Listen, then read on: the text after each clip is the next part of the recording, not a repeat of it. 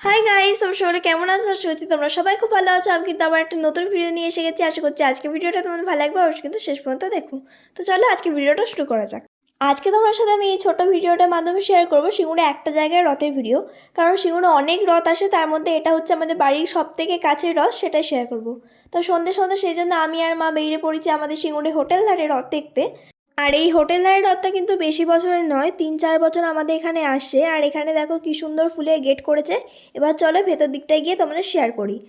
আর এখান থেকে কিন্তু বহু মানুষ আছে অনেক দূর থেকে, কারণ আমাদের সিঙ্গুরে থেকে থেকে কিন্তু রথযাত্রা ফেমাস হয়ে যাচ্ছে। আর এখানে ছোট করে কিছু ফুড স্টল বসেছিল, সব কিছুই কিন্তু নিরামিষ। তোমার সাথে ভালো করে ঘুরে দেখাবো সব কিছু। আগে আমরা জগন্নাথ দেবকে দর্শন করে নিই। আর জগন্নাথ দেবের পেছনে ব্যাকগ্রাউন্ডটা কিন্তু খুব সুন্দর করে সাজানো হয়েছে। আর সন্ধ্যাবেলার আগে একটুখানি আরতি হওয়ার আগে পরিষ্কার করে নিল ভালো করে। আর দেখো তোমাদের বলছিলাম কত ভক্ত আসে, এই যে মোটামুটি সবাইকে দেখিয়েছি। আরও ভক্ত আছে, যত রাত হবে তত তো বেশি ভিড় হবে। আর বেশি ভিড় হবে বলে আমরা সন্ধ্যে সন্ধ্যে গেছিলাম, বেশি রাত্রিবেলা যাইনি।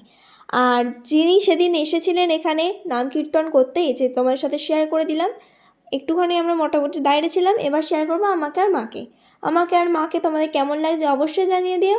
আর যারা আমার পুরো ভিডিওগুলি দেখোনি অবশ্যই দেখে এসো।